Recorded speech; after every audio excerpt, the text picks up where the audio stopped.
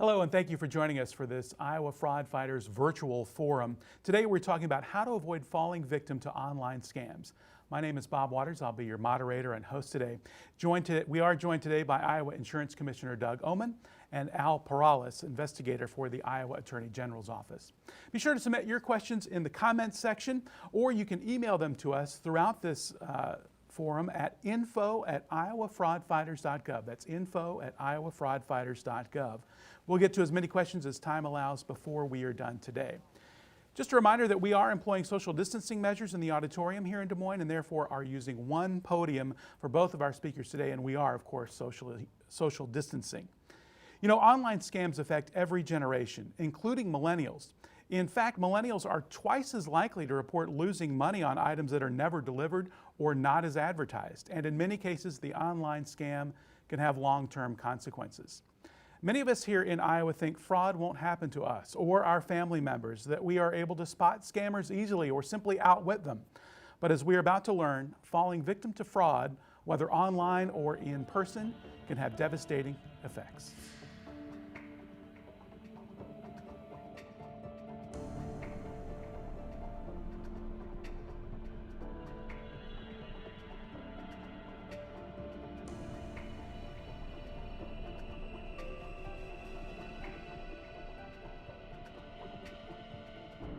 It was 2 postcards that came in the mail, and one of them had to do with investment, and the other one was information about Social Security. And I laid them aside, intending to order the one about Social Security. When I signed them, I signed the wrong one and shredded the one that I should have kept, and that brought somebody to my door at a later time. Well, I figured out what had happened, and I finally, reluctantly did let him in. He said he would only take 15 minutes, and it lasted much longer than that, of course.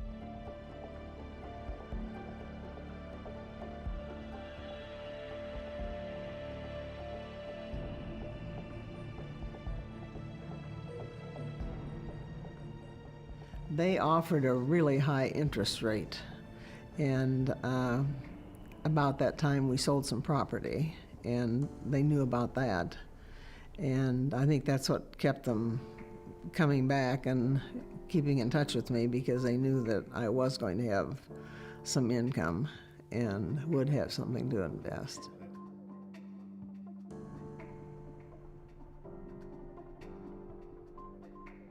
I handed over a check for my half of the sale of farm property that was over $1 million. And I handed over, he talked me out of the annuity that I had been adding to from my paycheck from teaching for 40-some years. And he told me that we needed to get it out of the annuity, that if I didn't get it out of there, I would lose it.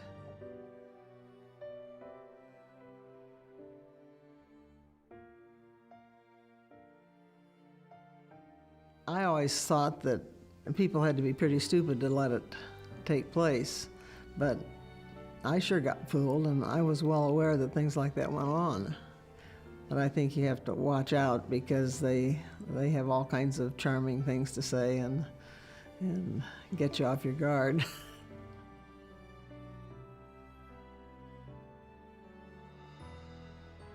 I still think about it frequently when I get in bed before I go to sleep, and I wake up in the morning, and if I'm lying there getting awake, I start thinking about it again, and I just about have to block it out of my mind, because I can ruin my whole day thinking about what could have been.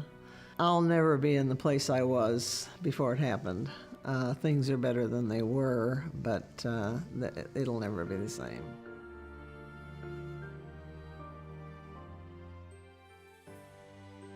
I don't trust people as much as I used to.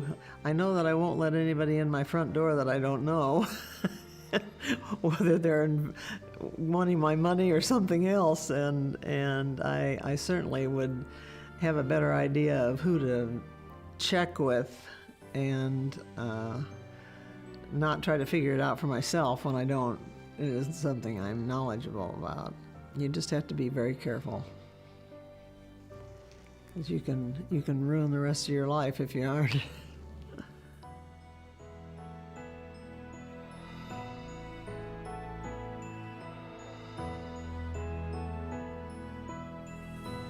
While Martha Jo's experience was from someone who was there in person, it's just as easy for someone behind a computer screen to take your money or information. Iowa Insurance Commissioner Doug Ommen joins us now with some of the facts and what you can do to protect yourself. Commissioner? Good morning, and thank you. It's good to be back with those of you that may have tuned in last week, and welcome to any that may have joined us this morning. Want to just briefly thank the Attorney General's office for joining me here today. I've had the opportunity to share this podium with Attorney General Miller as well as Al over the years, and just really have found his information to be incredibly valuable. We need you, that is those of you that are listening, to be a fraud fighter.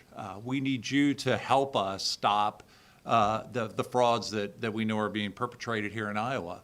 And so we wanted to tune in today with you and connect with you, because we know that the scammers are doing just exactly that. They're coming to you in your homes as you're sheltering in place and social distancing and maybe not getting together in the same ways that you maybe did last year. We know it's really important, in fact, incredibly important, that we talk to you now about the scams that we are seeing and the scams where people are trying to reach into your home in order to take your money. I'm going to talk first about investment fraud. And, for those of you that heard this last week, it's never hurts to be reminded about the scams that we see in our country. It's estimated that $40 billion are lost in investment scams. Most of the time, those scams involve things that we call Ponzi schemes, but not always. So I'll talk about Ponzi's as well as some of the other schemes that you may hear about. Ponzi schemes are similar to that Martha Jo lost her money to. It's a Ponzi scheme is something that, if it sounds too good to be true, it probably is, because in fact it is. In a Ponzi scheme, there's no real business behind it. It's a practice of robbing from Peter to pay Paul, taking in new investment money in order to pay profits and returns to previous investors, all for the purpose of creating the illusion that there's something legitimate. And incredibly, during this time, we're seeing a real increase in Ponzi schemes. The one that's probably the most notorious over the years was Bernie Madoff. Back in 2008, he was an individual that ran a Ponzi scheme that resulted in him being charged. Ponzi schemes often surface during the times of some economic turmoil because of the fact that the things that don't look to be real, in fact, turn out to not be real. And that was the case with Mr. Madoff. He did go to prison. In fact, after his plea of guilty, he was sentenced to 150 years in prison.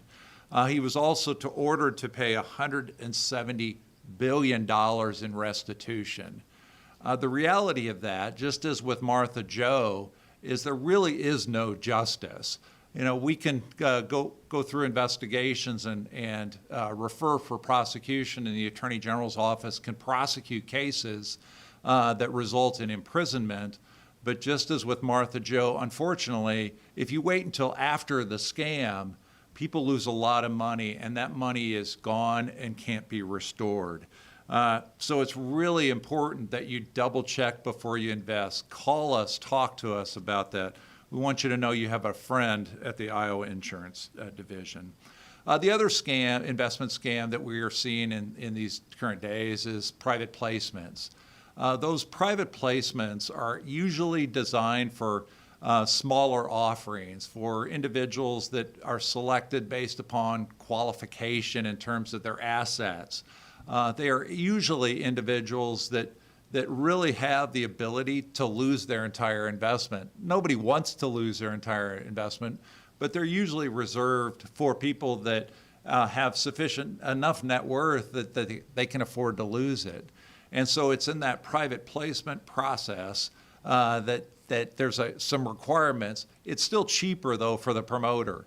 But more importantly, I think the scammers see it as an opportunity to avoid some of the oversight that a registered offering has. And so they during these kind of times when people are searching for something that's different than what their current investment might be, maybe a little bit better return, the scammers know they can use this private placement offering as a way to defraud people. So it's really important that you look at those and make sure that after talking to an advisor that it's right for you, because it's not just a great opportunity, and it often is pitched as a get rich quick, but really involves a lot more homework and responsibility for the investor. So be really careful about those private placements. We're also seeing, and it's been reported nationally, that there are investment frauds related to the vaccine development. We're all looking forward to a vaccine. We think it can really have some benefit for our country, but the last thing I would urge you to do is to put your money in a telemarketing scam on the promise of a vaccine. If you're interested in that kind of investment, see a registered advisor. Double check, contact our office, and make sure that any offering that relates to these vaccines is properly registered with us. We still see oil and gas scams. We from time to time will hear complaints about precious metals. And again, that's really sort of a reminder of the types of things that scammers take advantage of. When they look at the current news, they find something that might appeal to you, and then they use that as a way to trick you. Let's go to the slide on promissory notes. It's the next slide, because I'd like the viewers today to hear about promissory notes. Promissory notes and the promissory note scam is the #1 fraud that we have seen in the state of Iowa, and that dates back a number of years. A promissory note is often used by a scammer as a way to, quote, get around the investment laws. They try to use something called a bona fide pledge exception, which just basically means a loan. When you go to the bank and you borrow money in a loan, that's not covered by the investment laws. But the scammers know that, and so they'll often use that promissory note as a means to try to avoid oversight and certainly avoid, upon detection, prosecution for the felony of unregistered securities. So the scammers use these promissory notes as a way to encourage oftentimes older Iowans to invest in things, again, that are really not worth the paper that they're written on. I put this one up as an example because this is a real case. Unlike the Bernie Madoff scam and the scam that Martha Jo was in, this particular case, we were able to hear about it through complaints, and we were able to take administrative action, get the thing stopped. Unfortunately, there were still $2 million in losses by the time it was reported to us. This is a scheme that unfortunately impacted quite a number of Iowans, but it's important that, again, that you report these types of investments to us so that we can help protect other people from being scammed. It's really no laughing matter, but I do tell people that if the scammer can't spell the word promissory and they use 2 M's when there should be 1 and 1 S when there should be 2, don't invest. The last thing I wanted to just kind of talk about in terms of the online scams is as Bernie Madoff scam and the scam that Martha Jo was involved in, we would classify those also as affinity frauds. And affinity frauds are where the scammer knows that if they can maybe not persuade you directly, but they can persuade one of your friends and then use your friend as the basis for persuading you to invest, they think that they can also get your money. They'll use different organizations to do that. We've seen it in social clubs. We certainly have seen it in churches. For Martha Jo, unfortunately, that's exactly how she was in part persuaded. But what happens is the scammer knows that if you don't trust them, if you can trust your neighbor and invest because your neighbor did, they're able to get your money as well. So just be aware of that fact, that just double checking doesn't only mean checking with your neighbor. It doesn't mean only checking with your fellow churchgoer. But double checking means contacting the Iowa Insurance Division and double checking with us, again, so we can advise you whether it's properly registered and licensed to be sold, but we can also advise you if we've received other complaints or have information that it may be a scam. We are also seeing nationally the types of frauds like a pump and dump. And what that simply means is that the use of online tools to encourage people to get excited, to invest in a particular offering so that the price will go up, so that the scammer who also has holdings in that can then raise those prices through the market and then dump theirs and get their profits out through that change or that market manipulation. These are online scams that don't just affect older Iowans. These are scams that affect everyone. We do see reports of millennials being caught in those types of things. We've also had reports of imposter financial advisors putting together real good quality websites, and again, using the appearance, the facade, the appearances of legitimacy in order to persuade Iowans to invest money. It's really important to double check. Don't just take on face value something that you see on the internet. Don't take on face value, even the prettiest appearance and the most sophisticated appearance. Double check with us.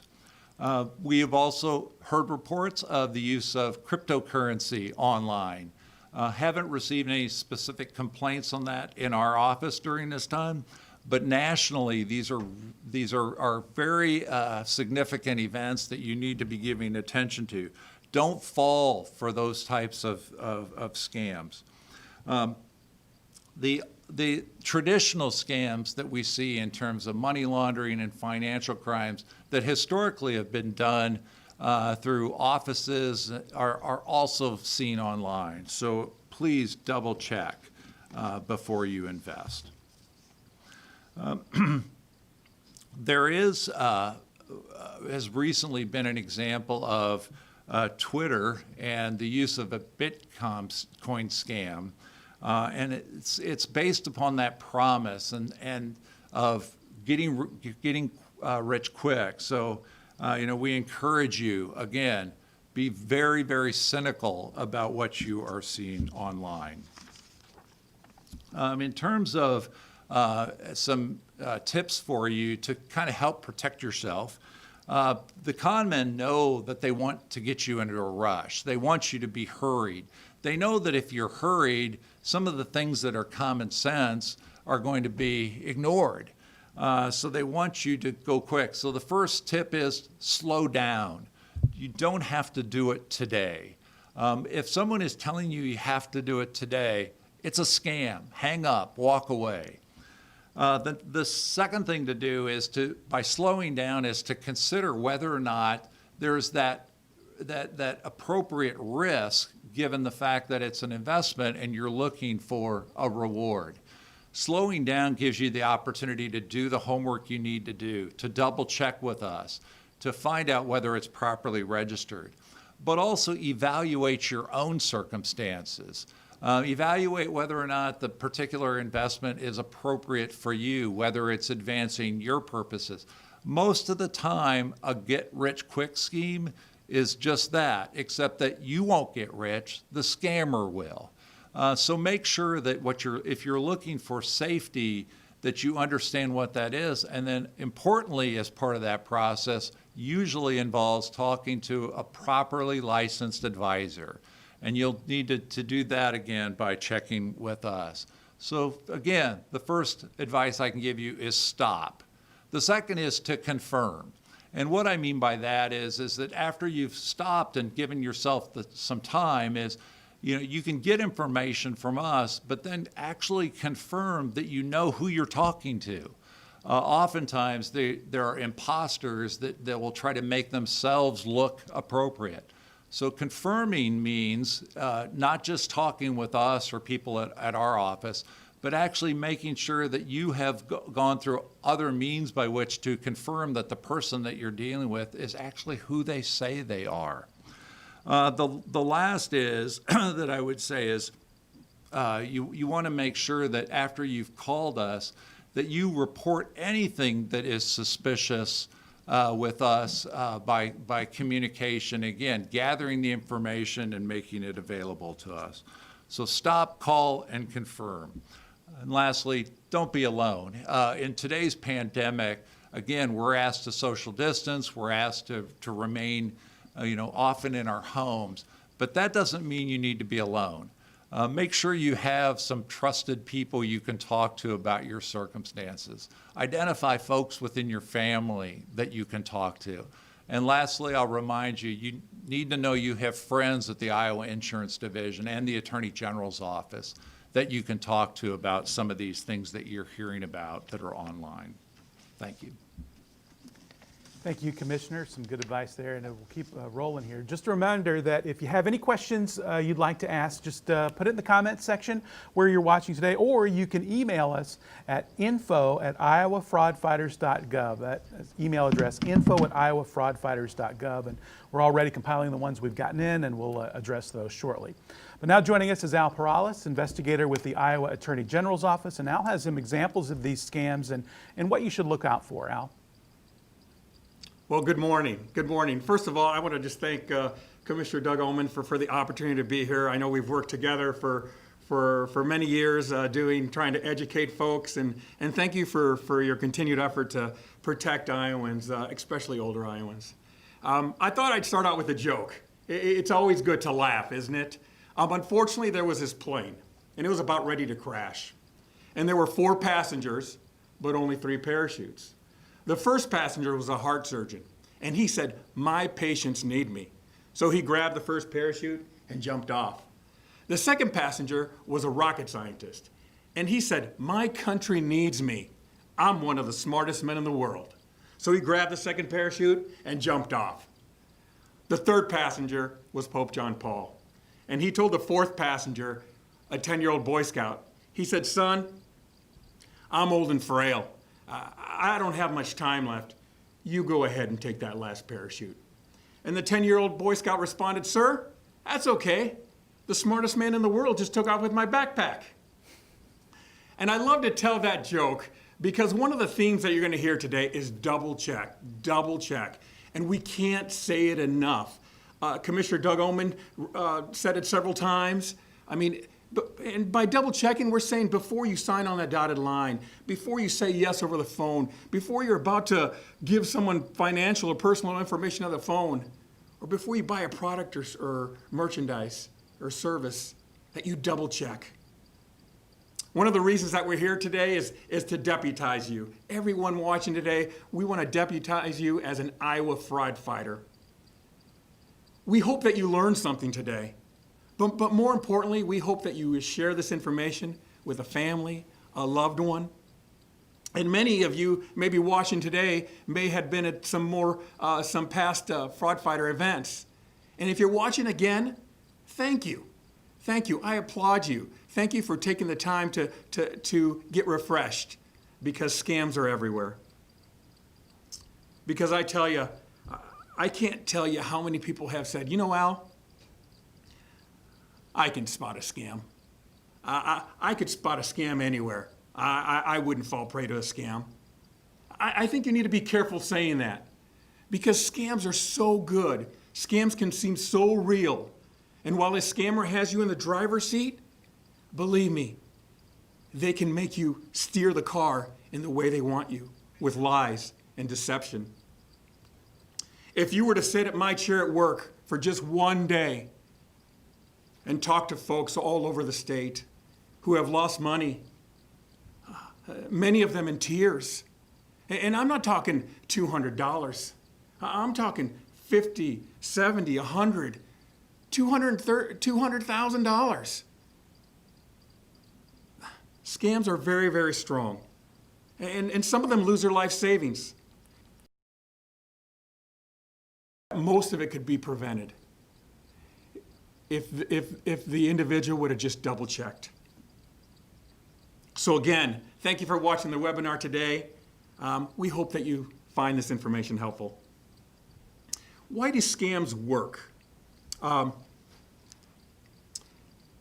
It's amazing when you think about it. But also, what a crazy world we live in right now, right? I mean, when you think of us, many of us are staying home because of the pandemic. And that leads to being available to answer the phone, being on the internet more. And COVID has put a wrench in our daily lives. It's turned our world upside down. It's brought fear. It's brought chaos. It's brought anxiety and uncertainty in our daily lives. And scammers love that, especially to the fact that this pandemic is all over the world. And as the anxiety of the coronavirus increases, scammers are looking for more ways to scam you. The pandemic has brought the perfect storm for them to do their magic, to do their lies, with one goal in mind: to gain your trust and steal your money. Again, why scams work?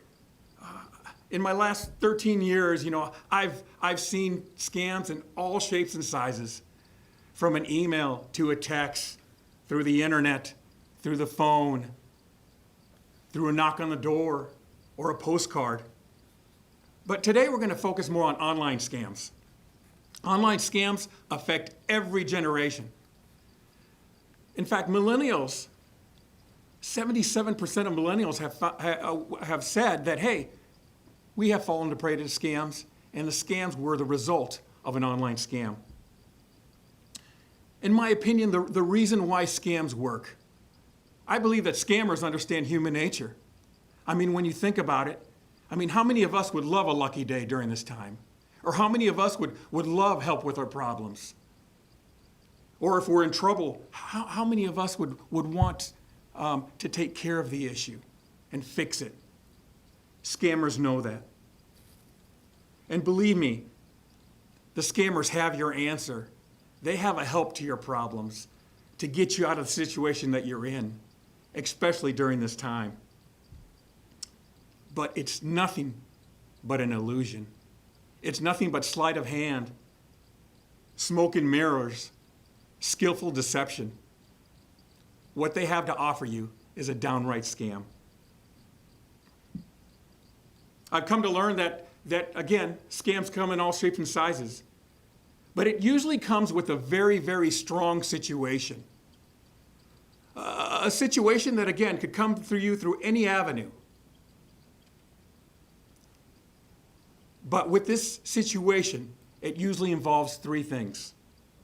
It can involve a situation of excitement. You've won the lotto. You've been approved for a grant. Or fear. We're the IRS. You need to pay up or we're gonna come and arrest you. Or a situation that pulls at your heartstrings. Hey, your grandson Johnny's in trouble. Are you gonna help him?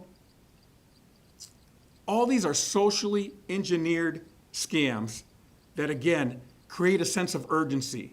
And the scammer knows, while you're in the driver's seat, if they can raise your emotions and they can bring in a sense of urgency that you have to act now and ask for money or information, they know that while they have you up there, whether we all know how it feels to be very excited or very fearful. I mean, when we're very scared, we want to get out of it. We want to do whatever we can. And scammers know that. So if they can raise your emotions, get you scared, it's during that time that they can make you do things through their words, and it's all nothing but lies. And again, they have one goal in mind. They want to gain your trust. They want to bring validity to the situation and ultimately steal your money and information. We need to be on guard. We need to be vigilant. Because I've come to learn that it doesn't matter your upbringing, the way you were raised, your financial background, the culture that you were raised in, your educational background. Anyone can be a victim of fraud. Some of the top COVID-19 scams that we're seeing out there, you need to watch out for COVID-19 testing, treatment, and vaccine scams. Be wary of any product out there that is peddling, that is peddled by social media, by text, by email, claiming that they can diagnose, they can treat, they can prevent, or even cure the COVID virus. Many emails, we've seen emails come out that claim that they look official. They look like they're from the CDC or from the World Health Organization, and they're fraudulent. My suggestion would be to go to coronavirus.gov for your latest information. But again, there's questionable merchandise or services that are being sold out there. In fact, just recently, the FTC went after 7 sellers that were doing just that. One of the products was an antivirus kit with vitamin supplements that were said to prevent the virus. Another one was a silicone face brush that you were supposed to use on a daily basis that would protect your face from the virus. They also went after some sellers of intravenous high doses of vitamin C. So again, the bottom line is that you need to stay vigilant and you need to use common sense. At this time, there are no products proven to treat or prevent COVID-19. We've seen just recently have learned of emails that are going out, contract tracing emails that bring a little fear, that tell you that you've come in contact with someone who tested positively, and to click on a link. But beware, if you click on that link, it's going to bring malware into your computer, your laptop, or your phone. Or there's been robocalls that are claiming to be part of a contact and tracing efforts and asking you to call back, asking for information to verify personal information. Be careful of those. Work at home scams. With this economic shutdown, many people are looking for jobs. And millions of Americans are looking for jobs. And scammers are out there not only targeting older folks, they're hitting the younger folks too, especially college students. And college students are very vulnerable to these work-at-home pitches. And the scam jobs, they run the gamut from a personal assistant to a flight attendant to an opportunity to wrap your car for an advertisement to a secret shopper. And the problem with these scams is that they feel so real. You'll go through the interview. They'll ask you questions just like you think you're getting the real job. But the fact of the matter is that they start asking for money, or they start giving you a reason why you need to send money, such as a gift card. They may send a counterfeit check for you to cash and purchase equipment, but then send money back to them. The bottom line is a legit organization would never ask you for you to cash or send cash, get a gift card, send a gift card back. A real employer isn't going to require that. Some common online scams. One of the biggest ones out there is the romance scam. And this, in my opinion, is one of the ugliest scams because it deals with matters of the heart. It deals with hope and love and all those good things. We all know what it feels like to feel wanted and connect with someone, and scammers know that. And during this COVID pandemic, there are many people of all ages that are isolated. And these scammers are out there to steal your money and destroy your life. In fact, according to the FTC, last year, in 2019, Americans lost $201 million to the romance scam. And the scam works like this. You're on social media or you're online, and on a dating site and someone contacts you, they send a wink, or they said, "I like your smile," and the conversation starts. And again, it makes you feel good, makes you feel special, and that's what they want to do. But after a short time, they start telling you that they love you and that you have a future together. Many times they ask you to leave the dating site and go to email or go to a communication app. And many times they claim to be overseas, working as a doctor or in the military. But the bottom line, again, is that they start asking for money. And maybe even have you open certain accounts to help them. And again, it's a downright scam. In fact, yesterday I spoke to an Iowan. She was 72 years old. And as I listened to her story, my heart sank. She thought she was in love. She thought she met someone to live her life with. And she got taken for $230,000 in a year's time. It's sad. Again, a very, very, very strong scam. Another scam that we're seeing out there is the extortion scam. And this scam, again, comes through email. And the scam's simple. It basically, the email says, "Hey, we've caught you doing something bad. We've caught you doing something naughty on the internet. And you need to pay up, or we're going to start telling people." Again, very, very scary if you get something like that. And to bring validity to the scam, they may have an old password that you used, or sometimes maybe even a picture of you. But again, it's nothing but a phishing attempt to get you to act. They want you to open the door. They want you to start dialogue, because once they start dialogue with you, they know they have a chance to scam you. They know they have a chance to tell you lies in order to get you to act. So be careful of the extortion scam. Another one is the Facebook grant scam. And the Facebook grant scam right now during this pandemic has grown. We've received many, many reports at our office regarding the Facebook grant scam. And it works like this. You're on Facebook, and through Messenger, you get a message from a family member or a friend. And they say, "Hey, you won't believe this, but I just got approved for a grant. I just got $70,000.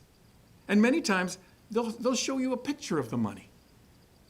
And they'll say, "You know what, I was speaking with Mr. Jones, the representative, and I saw the list, and you're on the list. You're eligible to get the grant too, but you have to act now. And you need to call him. Here's his number." Again, many people are falling prey to this scam because they believe it, because they believe that it's coming from a family member, it's coming from a friend. And when I talk to folks, and I talk to them on the line, I said, "Hey, have you spoke with him? Have you talked to that family member or that friend that told you this information?" "Oh, yes, I have." I said, "No, have you talked to them on the phone?" And they say, "No, I've only communicated them through text." And what the scammer does is that they break into your friend or family member's account, and they send messages to all their friends. It's a big scam right now, so be very careful. This one here has a sense of urgency, and it plays on your emotions with excitement of getting help to help you with your problems. Another one is the Craigslist scam. And the Craigslist scam is, quite frankly, where a scammer will find an item that is for sale online. It could be from a cute little puppy, to a car, to a tractor, to an apartment rental, to a big RV. And what they do is they steal those pictures and they post another ad and they rewrite it. And they basically say, "Hey, I'm out of the country," or "I'm a veteran," or "I'm going through this divorce and I need to get rid of this." And let's just say, for example, it's a car, and the car's valued at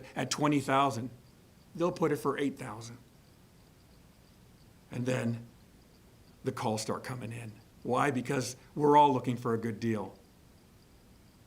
But when you call and you talk to the scammer or communicate them through text, can I come and see it? No, you can't. It's somewhere locked away, and you can't see it right now. And well, if you don't want it, that's okay. I have 5 people waiting behind you. No, I want it. Where do I send the money? And of course you send the money, and there's never no car. There's never no puppy. There's never no product. It's a scam. So be careful. Late last year, we got a call from a gentleman from Cedar Rapids, and he fell prey to this scam. He found an RV that was valued about $300,000, but it was a great deal. It was $80,000. And they told him he couldn't see it. And he ended up losing $80,000. So one of the things that we say is make sure if you're buying something online, always go see the product. Always go kick the tires, if you will, and test it out. The Amazon scam. The Amazon scam is, again, it's one to kind of inflict a little fear. You get an email. It says your confirmation of a sale. The one that you see in front of you is of a 85-inch Sony TV for $4,000. It has a sale date. It was just last month. I know it's crossed out a little bit, but the TV was supposed to be shipped to Texas, to an address in Texas. Again, it's nothing but lies. But they know someone seeing that is going to get a little anxious. Oh my gosh, I didn't order that. I need to call that number. Well, when you call that number, you're going to be speaking directly to the scammer. And more than likely, they're going to have you validate your information. They're going to probably have you use a gift card or buy a gift card and scratch it off and send it back to, or give them the numbers. And again, they're just there to steal. So be careful of that. 5 tips. I want to give you 5 tips to avoid online scams. Number 1, do not click on any links in a text message or email where a sense of urgency is present. Believe me, that's how they get you. You get an email that your account is breached, or you need to reset your password because there's an issue, or there's an unauthorized charge. Click here, click now. Again, many people fall prey to that. So be careful, always double check. Number 2, deal locally, deal face to face. Work with people and businesses that you know. It's not a guarantee, but it can reduce the chance of being scammed. Also, as we said, if you're buying something online, always go see it. Always take the time to, again, test drive the car, kick the tires. Number 3, always take the time to go through your bank statements on a monthly basis. If you see a charge or an unauthorized charge that you didn't make sure you call your bank. Make sure you call your credit card company. And to protect your identity, you can place a security freeze on your credit report free of charge. And I always recommend, if you're going to go buy something, always use a credit card, because a credit card offers you defenses to protect you. A scammer will always ask you for money in ways where you have no defenses. So they're going to ask you to wire money. They're going to ask for cash. They're going to ask you to go purchase a gift card or send a check. Number 4, remember the big 3. If you ever come across a situation where there's fear, there's excitement, or there's a situation that pulls at your heartstrings, be careful. And if they're asking for money and there's a sense of urgency, again, be careful, because it's a scam. And again, scammers know how to play on your emotions to get you to act, to get you to do what they want. Number 5, double check, double check, double check. We can't say that enough. And that means do your homework. Make sure you take the time to check out the internet, to do some research, to call somebody. Call our office. Call the Iowa Insurance Division. Again, as Doug said, we want to let you know that you have friends at the Iowa Attorney General's office. You have friends at the Iowa Insurance Division, and we're here to help. And since we were small, since we were little, firefighters taught us to do three things: to stop, drop, and roll. Well, now, as Iowa fraud fighters, we're telling you to stop, think, and call. That if you ever come across any of these situations, that you stop, that you hang up, and that you think, you know what, I need a double check. There's something up here. And you call our office, and you let us know, and you report it. Well, thank you very much for the time today, and I appreciate the time being here. Thank you. Thanks, Al. I've heard Commissioner Ommen say many times, if it seems too good to be true, it probably is, so it's good words of advice. Let's get to some of your questions now. We did get one through email, and this is for Commissioner Ommen. And the writer says, what resources are there for Iowans to check a producer or registered representative's licensing to make sure that they're legitimate and find out any disciplinary history they may have?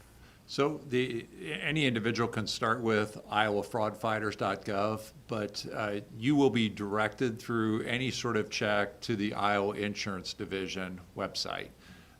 If you go to that website, you would need to go through and do some, basically find the tab that allows you to do that kind of check into licensing. But if you have any trouble navigating through that, and we've made it, I think, relatively simple to follow. You know, if you can't do that, please call our office. I mean, it's very important that you know that we have people that are there to help you.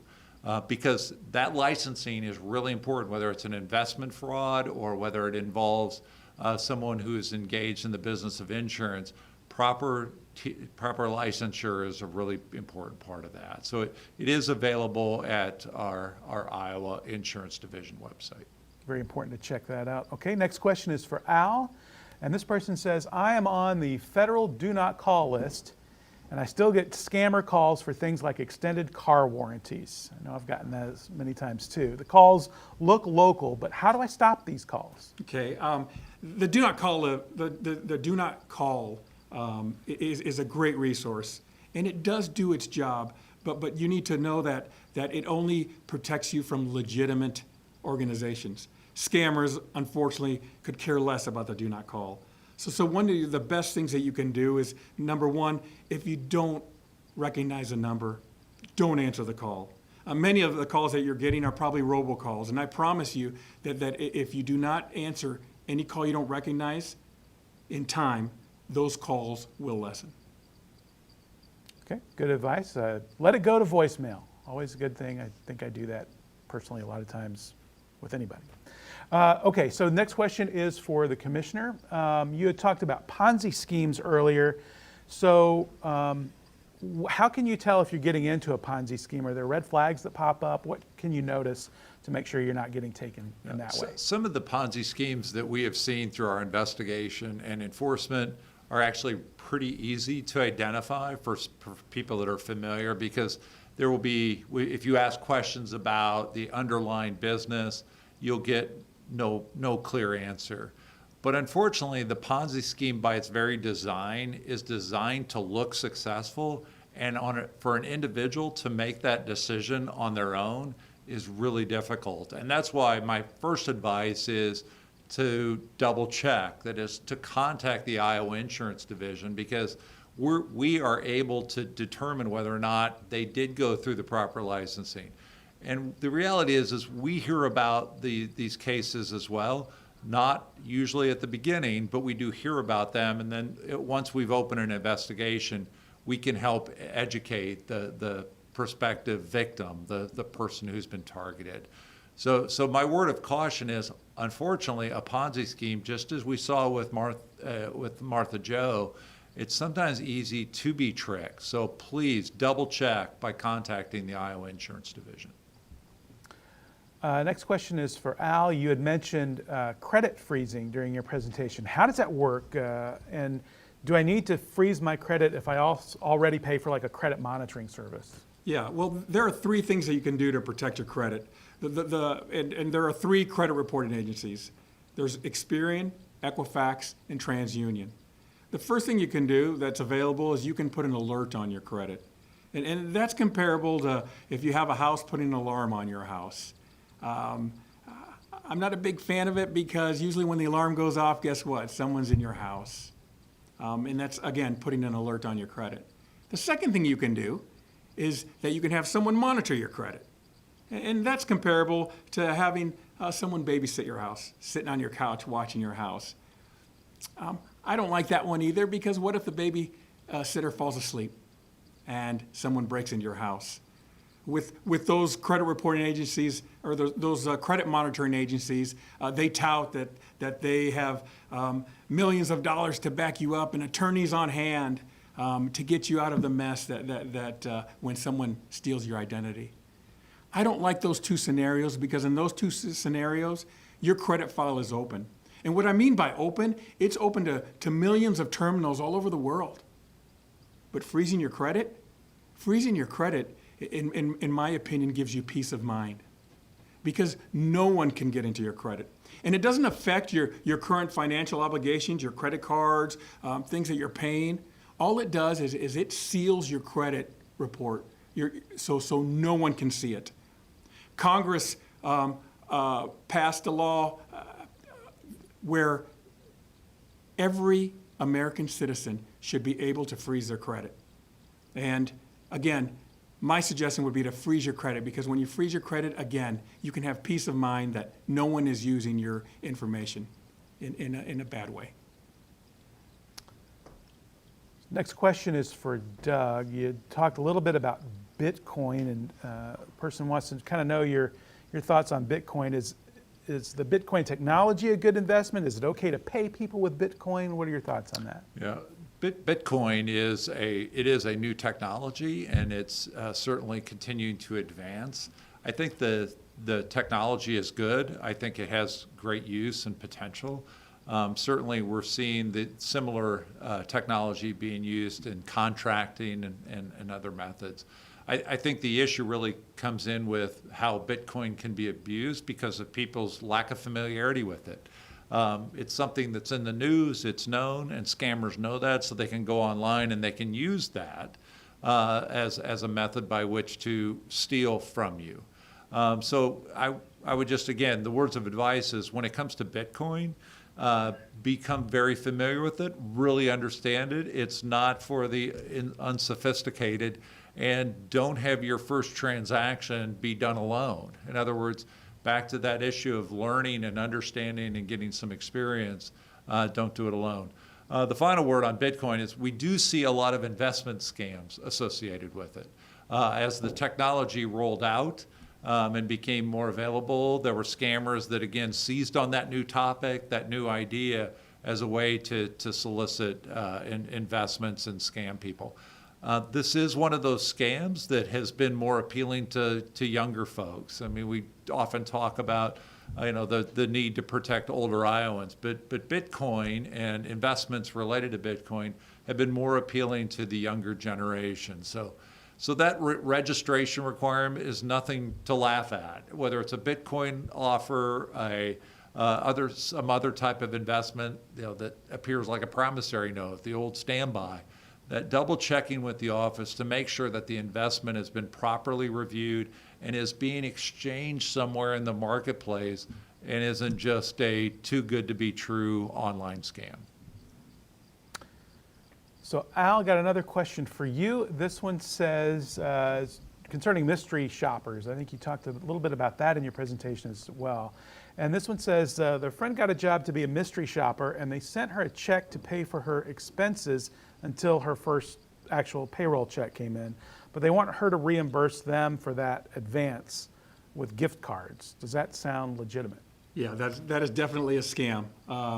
There are a lot of individuals that are getting hit with the secret shopper scam. And in today's world with the pandemic, people are looking for ways to make money on the sides for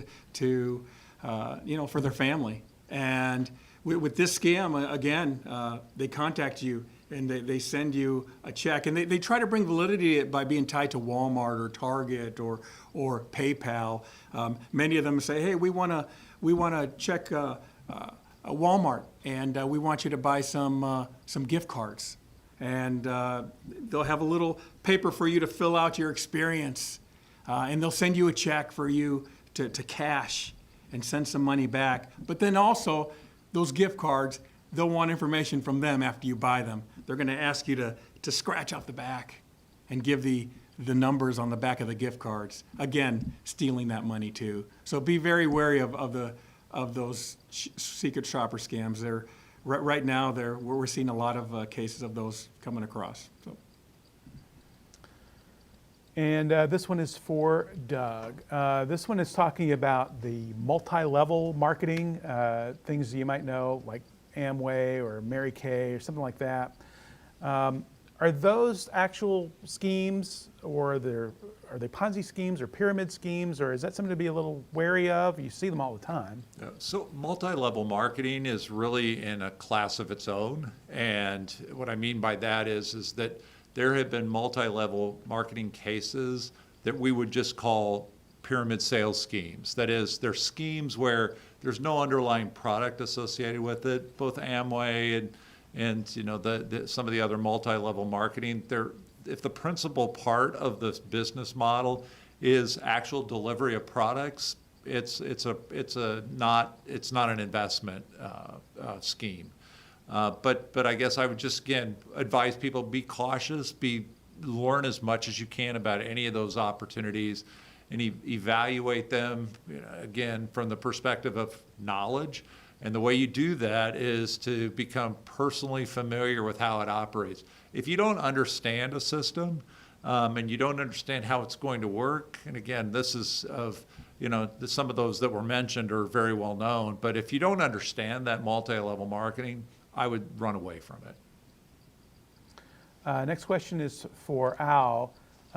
This person says, I sell things online, but people want to pay with a check. Is that safe? I've heard of check scams, but I don't know much about them. I'm sorry, could you repeat that again? This person sells things online, but people say that they want to pay with a check. Is that safe? I've heard of check scams, but don't know much about them. Yeah, if you're taking a check, my suggestion would be to work with your bank. Many of the check scams that we see, someone purchases something from you and you get a check, but the check is from an entity in California, the envelope came from Texas, and there's a lot of red flags there. If it looks like a personal check, take it to your bank, have them check it. My suggestion would be to wait before you send the product, and maybe work something out with the person to make sure that the funds are in your account. And they've actually been processed before you send your product out. And then we're coming up on our hour, so I think this is going to be our last question. This one is for the commissioner. And this person says they keep receiving tips from a friend through Instant Messenger about a hot stock, talking about a company that makes special filters that remove COVID-19 from air conditioning systems, and says that friend seems to do very well out in California. Does that pass the smell test, basically? That again, that's one we would like that person to report to us, because again, potentially it could be properly structured, potentially it could be done in an appropriate manner, but if it's being communicated online, if it's being communicated in the way that question suggests, it's probably illegal. Private placements can't be generally advertised. There can't be public solicitation. And it sounds to me in that question that actually it's being illegally sold in our state. Well, thank you, Commissioner. That's going to do it as we're almost out of time. I want to appreciate Commissioner Ommen and Al Perales from the Iowa Attorney General's Office for their participation today in our Iowa Fraud Fighters virtual forum. Our next virtual forum is next Wednesday, July 29th at noon. We'll be discussing how to protect loved ones from investment and Medicare scams, so you'll want to tune in for that. If you do need to get in touch with the Iowa Fraud Fighters and the Iowa Insurance Division to ask questions or report fraud, or if you have any other issues, send an email to info@iowafraudfighters.gov, or you can call the number on your screen, 877-955-1212. Again, 877-955-1212. You see that information on your screen today. We want to thank you for joining us. We'll see you next time.